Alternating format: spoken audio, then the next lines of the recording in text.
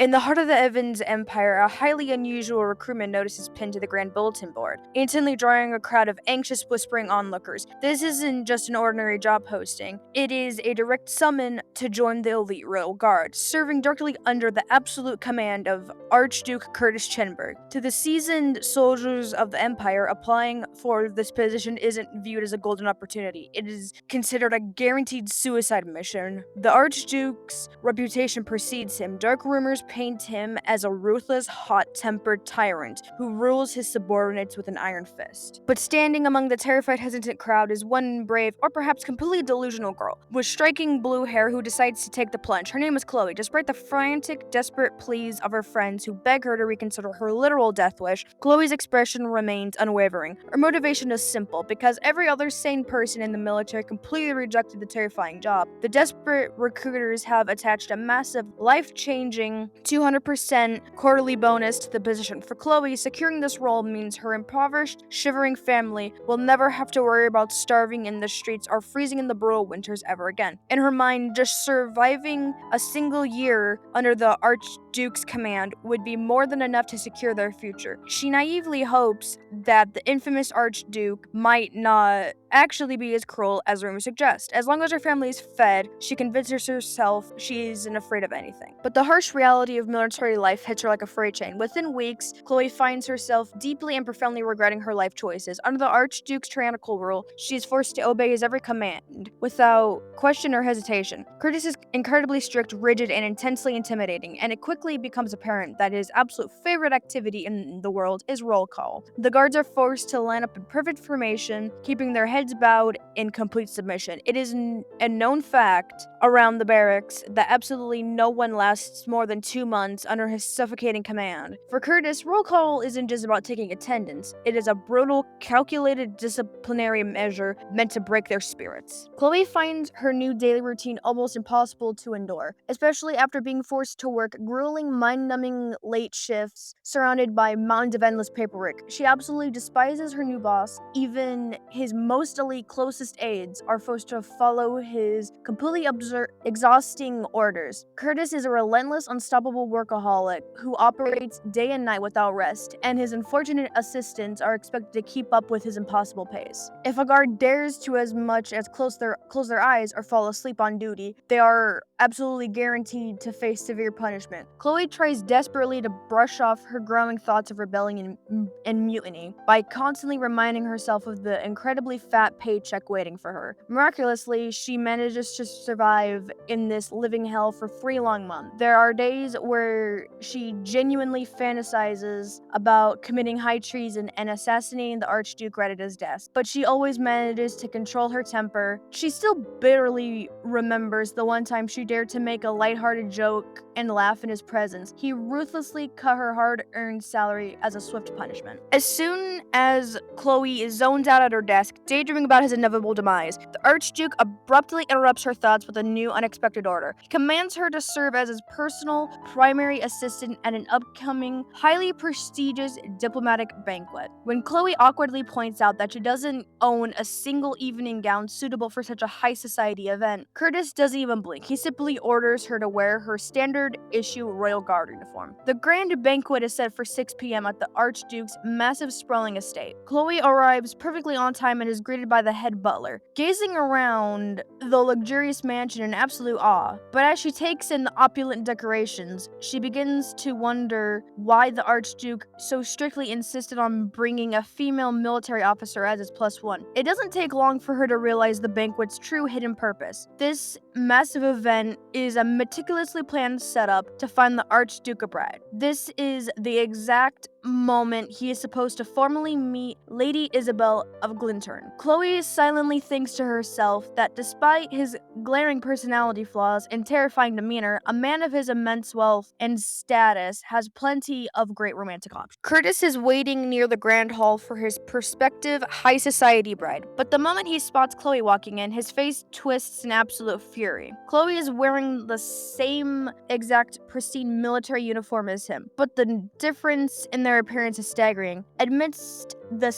glittering sea of nobles, Chloe feels incredibly awkward and out of place. Curtis looks her up and down critically, thinking she looks like a drab, invisible little mouse in a room full of peacocks. Letting out a heavy sigh, the Archduke realizes she isn't wearing a single piece of jewelry or decorative accessory. In a rare, completely uncharacteristic move, he unclasps his own highly valuable decorative brooch from his uniform and casually hands it over to her, strictly ordering her to pin it on. He absolutely refuses to let his close personal aide look so plain in front of the Empire's elite. Chloe accepts the gleaming accessory, utterly confused and slightly suspicious of the sudden act of kindness. The banquet hall is dazzling, glowing with luxurious chandeliers and vibrant music. Chloe stares in complete awe until Curtis sharply snaps her back into reality. Suddenly, the entire room shifts as the king himself makes a grand entrance, marching directly towards them. The king wastes no time and immediately asks Curtis about the whereabouts of his intended bride, Lady Isabel. For the first time, the terrifying Archduke is left completely speechless. He has never heard a single word about any arranged marriage,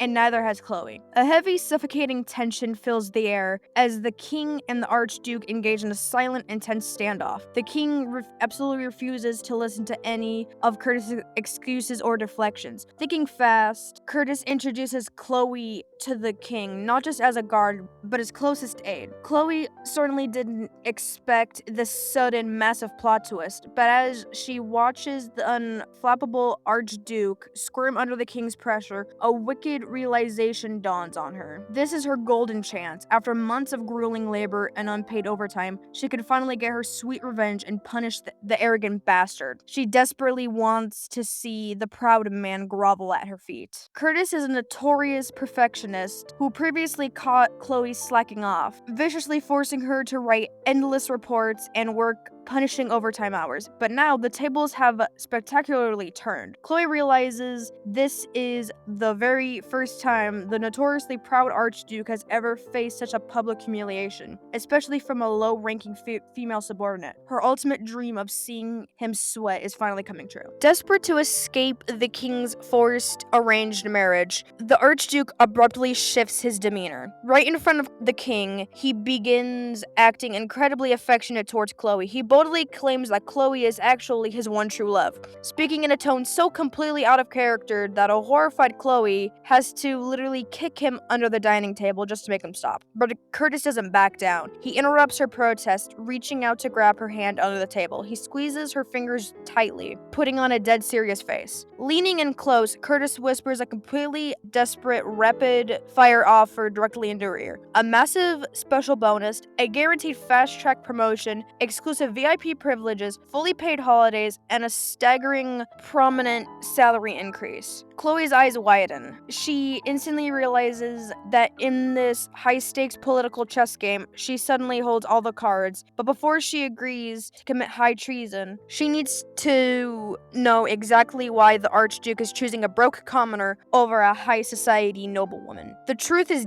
deeply rooted in the political structure of the Ivan's Empire. It turns out the Empire forces a strict class exchange law. If a high-ranking Grand Duke marries a commoner, he's immediately stripped of his royal status, becoming a commoner himself and permanently losing his rightful claim to the throne. This harsh rule was established to prevent political chaos and power imbalances. The king desperately wants Curtis to marry Lady Isabel to forge a strong, unbreakable naval alliance between the two nations, while simultaneously keeping Curtis under his thumb. If Curtis openly refuses the king's command, his only viable options are to flee the country entirely or willingly give up his claim to the throne. But the exceptionally brilliant Curtis found a massive legal loophole. By choosing Chloe, he completely avoids marrying the dangerous duke's daughter. Miraculously, despite her family living in absolute poverty and eating soggy bread, Chloe's family technically holds a minor, forgotten baronet title. This incredibly obscure detail allows Curtis to legally keep his royal status and military power while flawlessly dodging the king's political marriage trap. Curtis is a master manipulator, and he knows exactly how to corner Chloe. He knows she is entirely motivated by her family's survival. Everything is going according to his master plan. He continuously reminds her of the massive stacks of money, the quarterly bonus, the luxurious benefits. Chloe bites her lip, her mind flashing back to her family's daily struggles, the freezing nights, the sad soggy bread they are forced to eat. She is their absolute only provider. If she refuses this insane deal, she knows her family will eventually starve. Left with absolutely no other choice, Chloe accepts his proposal to negotiate instantly. The two of them flip a switch, putting on a grand, highly theatrical show for the observing king. They smile brightly at each other, acting like two deeply affectionate star-crossed lovers who can't bear to be apart, while their faces beam with fake affection. Their minds are secretly plotting their own individual schemes. They look so incredibly, genuinely happy that absolutely no one in the Grand Hall suspects their relationship is a complete fabricated sham. The roots of Curtis's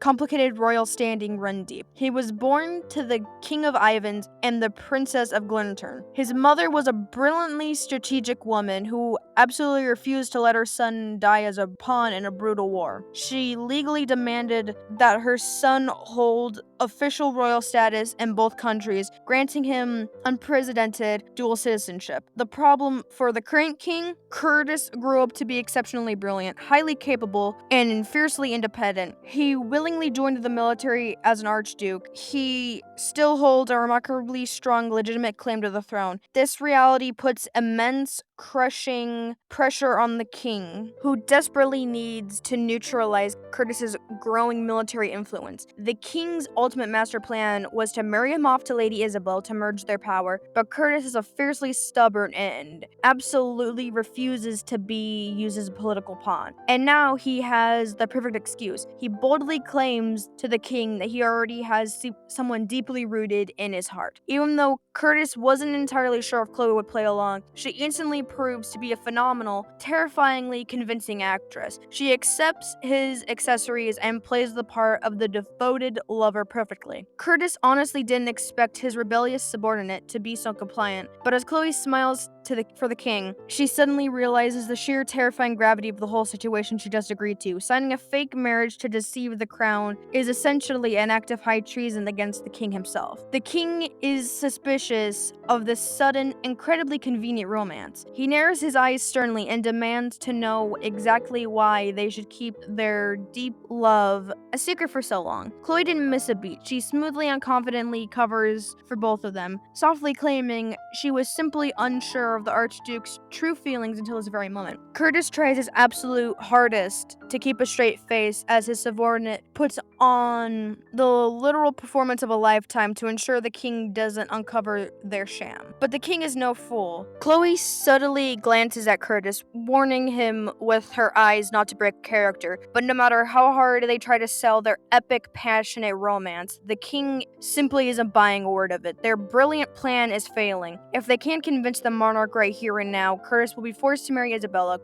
and Chloe will likely be executed for lying. Thinking incredibly fast, Chloe decides to pull out her trump card. She decides to offer the king undeniable physical proof of their supposed love. Chloe proudly points to the heavy, gleaming Chenberg family brooch resting on her chest, the same one Curtis handed her minutes ago. She boldly claims the heirloom as absolute proof of his romantic devotion. Pushing her luck to the absolute limit, she looks at the king in the eyes boldly, asking for a proper official marriage ceremony according to the sacred Chenberg family traditions. The king is visibly furious and highly suspects a deep political plot. But without any solid evidence to stop them, and faced with a royal heirloom, he is forced to back down. The suffocating tension of the room eases slightly, but the king remains deeply unsatisfied, sternly demanding that they provide tangible proof of their union. Curtis lets out a quiet breath, looking incredibly relieved that they survived the encounter, but beside him, Chloe looks completely devastated. The horrifying reality has set in. She is now legally officially bound to her tyrannical boss. The king can't stop them now. The Archduke Curtis officially plans to have Chloe act as his fake archduchess. But while Curtis only ever wanted to pretend, Chloe realizes they are now legally bound for the foreseeable future. She is utterly heartbroken that her very first marriage is destined to be loveless, stressful, and highly dangerous. She feels the entire situation is completely unfair, but as she turns and sees Curtis actually smiling at his victory, a new fiery determination sparks in her eyes. She now realizes she won't be the only one suffering in this arrangement. Now she wants something massive in return. After all the literal hell he put her through, the unpaid nights, the salary cuts, the brutal roll calls, Curtis is going to pay. The mighty Archduke desperately needs her to save his country and his freedom, and Chloe is more than ready to make him grovel for it. Chloe turns to Curtis and flat out demands that he kneel. Curtis looks at her absolutely shocked. Chloe looks back, completely smug. She demands that he drop to his knees right now. Curtis is stunned. The idea of kneeling before his own low-ranking subordinate is unthinkable. Chloe absolutely revels in her revenge. While he hesitates, she coldly demands full retroactive compensation for all the unpaid overtime and the brutal punishment she endured. She sharply tells him that if he ever wants her to believe this arrangement, he needs to show some real convincing passion. Curtis looks completely conflicted, his pride wearing with his desperation, but he realizes she holds all the power. If she's going to risk her actual life for him against the king, she needs an ironclad guarantee. She demands that Curtis prove without a shadow of a doubt that she is the one in control of this secret arrangement. To her absolute utter shock, the proud, tyrannical, highly feared Archduke actually drops to his knees. He bows his head before her in complete submission. Chloe is secretly terrified that he might take a brutal revenge on her later, but sees her impossibly strict boss grovel at her feet is the most incredibly satisfying moment of her life. But Curtis realizes he forgot a crucial, monumental detail. While still on his knees, he reaches deep into his pocket and pulls out a small, elegant black box. Chloe watches him intently, fully expecting some kind of manipulative trick. But as he slowly opens the box, it reveals a dazzling, breathtaking ring. It isn't just any piece of jewelry, it's the exact same legendary ring from the former king used to promise to his mother. Curtis remains on one knee, looks up at her with deadly serious eyes, and formally, officially asks Chloe to marry him. He tries his absolute best to make the moment look as romantic and genuine as possible for the lurking spies. Chloe is completely and utterly caught off guard. The rumor that the terrifying Archduke Curtis suddenly has a fiancée spreads through the estate like wildfire, but the problem is the ring itself.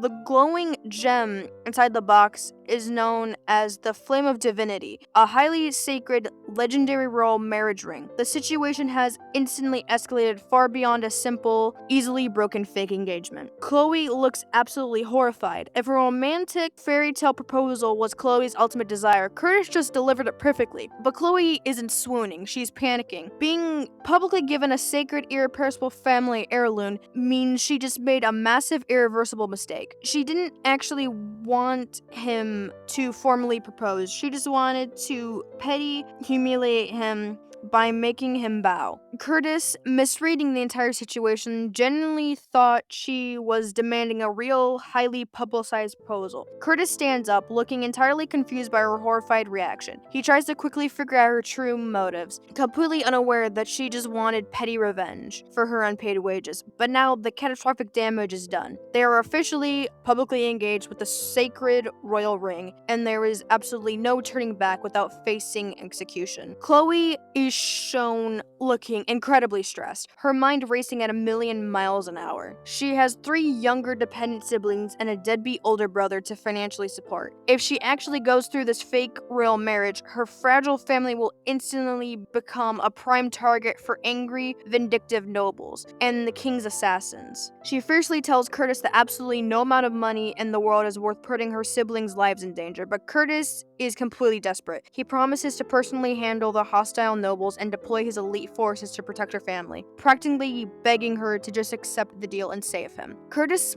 swallows his immense pride. He knows this deeply humiliating deal is his absolute only escape from the king's arranged marriage. He firmly agrees to her terms, officially making Chloe his fake fiancée, while Chloe feels like she just sold her soul to the literal devil. Curtis actually breaks into a genuine smile. For him, securing his freedom is a massive, unparalleled victory. But the harsh reality of their brand new contract quickly sets in. As they sit down to discuss the logistics, Curtis smirks, casually mentioning that to make the marriage look convincing to the king's spies, they will absolutely have to spend the night together in the same exact room. Chloe looks absolutely horrified, and to make matters infinitely worse, he leans in with a smug grin and explicitly tells her she won't be getting paid a single dime of overtime for her new night shifts. Chloe is completely furious. She realizes that she just unknowingly signed up for a 24/7 high-stakes job with absolutely the worst boss in the entire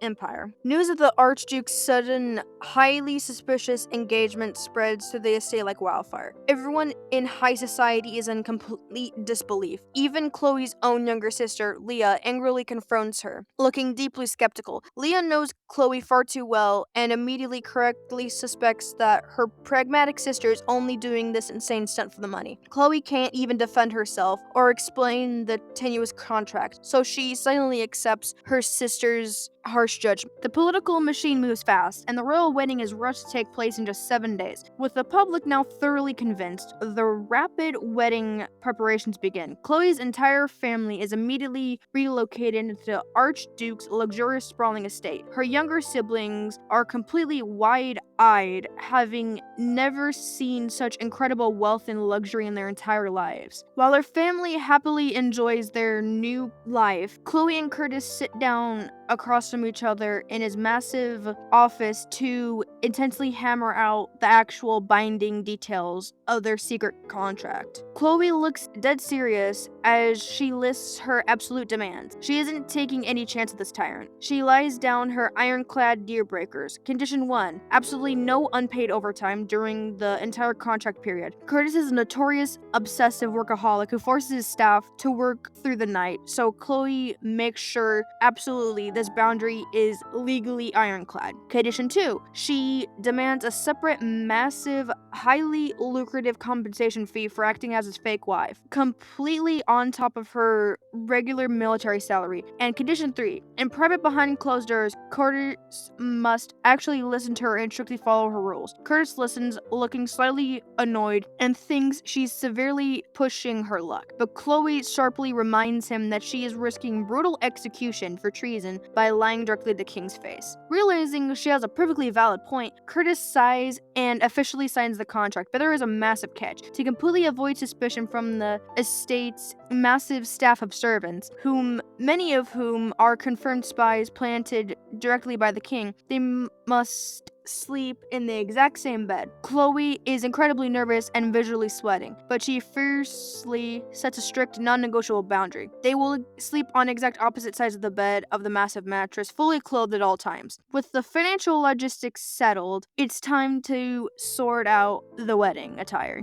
Chloe is forced to try on a stunning, highly intricate vintage wedding dress that originally belonged to Curtis's late mother. It looks absolutely beautiful, but there is a huge glaring problem. It is way too tight. Curtis awkwardly steps in to personally help her adjust the heavy corset. The incredibly close physical proximity makes Chloe's heart race in panic. He firmly pulls the corset strings tight, their faces inches apart. The tension in the room is thick and palpable, but suddenly, rip! The fragile, decades-old vintage fabric tears completely down the middle. Chloe immediately loses her balance and falls forward. With the highly anticipated royal wedding only in 3 days, the priceless dress is completely ruined, and there is absolutely no time to commission a new one. Chloe initially panics, but utilizing her sharp military mind, she quickly comes up with a brilliant, highly unconventional backup plan. The big day finally arrives, but just before the ceremony, Prince Frederick, Curtis's highly skeptical nephew, approaches Chloe with a dark, suspicious glare. He is highly suspicious of this incredibly sudden, politically convenient marriage and tries to ruthlessly interrogate her, hoping to catch the commoner in a lie. But Chloe doesn't break break a single sweat. She flawlessly plays the role of a deeply devoted, madly in love bride, perfectly, leaving a frustrated Frederick with absolutely no proof of their massive scam. Suddenly, the grand heavy doors swing open, the entire crowd gasps in sheer shock. Instead of a traditional flowing white gown and a classic tuxedo, Chloe and Curtis confidently march down the aisle, proudly wearing their pristine matching white Royal Guard uniforms. It was Chloe's absolute genius solution to the ripped vintage dress. By boldly wearing their military uniforms, they send a massive, incredibly powerful message to the king. Their fierce loyalty to the empire and their unbreaking duty as knights vastly supersedes all petty political drama. The crowd looks deeply impressed by the bold statement. The king's political faction looks completely defeated. It's a flawless, brilliant victory. Chloe and Curtis stand proudly before the trembling priest to exchange their vows. Curtis looks down at Chloe,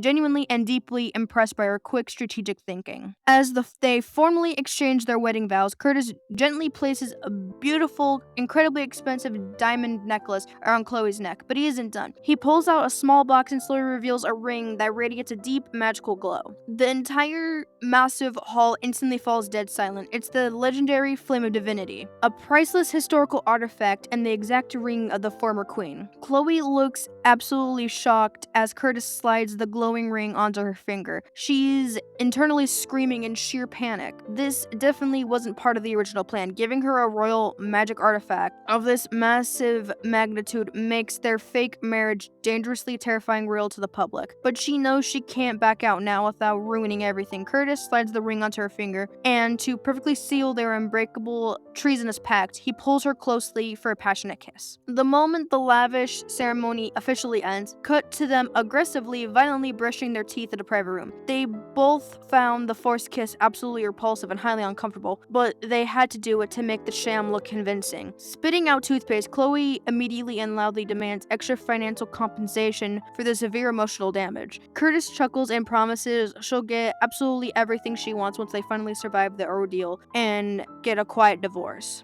The next morning marks Chloe's very first official day as the brand new Archduchess of the estate, but it's absolutely no fairy tale. Curtis sits her down and gravely warns her that a staggering 80% of the massive estate's servants are actually highly trained spies directly planted by the king. The absolute most dangerous of them all is the incredibly smug head butler, Philip Delton. Philip was specifically assigned to the estate to meticulously monitor Curtis's every move. Seeing Chloe's humble, impoverished background, the arrogant butler immediately tries to test her boundaries, falsely assuming she's just a naive, uneducated poor girl who got extremely lucky. Philip's subtle, calculated sabotage begins almost immediately. While Chloe is walking, he intentionally and stealthily makes her trip and fall onto the floor right in front of the entire observing staff. He quickly offers a fake, highly condescending, mocking apology. He genuinely thinks he could easily manipulate and publicly humiliate her to break her spirit. But Chloe isn't stupid. She possesses sharp military instincts and knows exactly what the rat is doing. Instead of throwing a massive, predictable tantrum, she calmly stands up, dusts herself off, and flawlessly delivers her ruthless punishment, utilizing her new absolute authority. She strictly orders the head butler to do a complete headstand for 3 straight hours. The arrogant Philip is upside down, visibly trembling and sweating, while the entire household staff watches in absolute shock as the king's top spy is utterly humiliated. Meanwhile, Chloe and Curtis sit nearby, happily enjoying a peaceful, highly luxurious lunch together, completely ignoring his agonizing suffering in the background. Chloe is highly satisfied with her swift revenge, and Curtis is genuinely deeply impressed by how flawlessly she handled the king's wrath. Night finally falls, bringing the highly dreaded wedding night to keep the elaborate charade for the dozens of spies lurking in the halls. They are forced to share the massive master bedroom. While Curtis casually sits at his desk, endlessly working on military reports, Chloe sits on the edge of the massive bed, feeling incredibly awkward. The next morning, the harsh reality of her new high society life hits hard. Chloe wakes up and heads to the grand dining room where Curtis is already waiting. They begin discussing a massive upcoming diplomatic meeting. It's the highly important 20th anniversary of the Empire's alliance with Gaelturn. And as the brand new Archduchess, Chloe is fully expected to perfectly co-host this massive high-stakes event. Curtis bluntly tells her she desperately needs a proper high society dress and gives her the absolute green light to buy whatever she wants looked apart. Chloe heads out into the city to visit a highly exclusive, high-end boutique. On her way, she accidentally spots Curtis's younger sister Agatha crying her eyes out in public after being brutally dumped by the man she loved. But Chloe has much bigger life-threatening things to worry about. When she finally returns to the Grand Estate, she looks up and is absolutely horrified to see a massive, highly visible blood-stained sheet hanging from their master balcony for everyone in the city to see. It turns out the pragmatic Curtis actually took a knife and cut his own hand to fake the proof of their wedding night. It's incredibly embarrassing for Chloe, but she admits it perfectly and undeniably sells their elaborate lie. Curtis personally takes Chloe to the luxurious Basler jewelry store, the single most exclusive and expensive boutique in the capital. The glittering pieces are absolutely stunning, but looking at the massive price tags makes Chloe physically dizzy. She absolutely can't justify spending millions of gold on fragile accessories she only wear once. She desperately tries to pick something incredibly modest and cheap. Suddenly, their peaceful, quiet shopping trip is violently interrupted. A frantic, highly emotional girl with bright blue hair named Mongpist violently bursts into the store, screaming at the absolute top of her lungs. She aggressively points directly at Chloe, loudly accusing her of stealing her beloved fiancé. The entire high-end store instantly goes dead silent. Chloe is utterly confused, and a flashback reveals the ridiculous truth. Months ago, Curtis's close friend, Zaha, was so incredibly sick of being pressured to marry that he drunkenly, casually lied about Curtis being secretly engaged just to get the wildly obsessive Monkfist off his back. Chloe actually scored a massive box of premium cookies from Zaha as a bride to play along with this harmless lie. Now, this completely delusional girl actually believes it, and she's ready to physically tear Chloe apart, but her anger quickly deflates when she realizes that Chloe, as an active military lieutenant, vastly outranks her. Just as the chaotic dust finally settles, Curtis watches in quiet, genuine amusement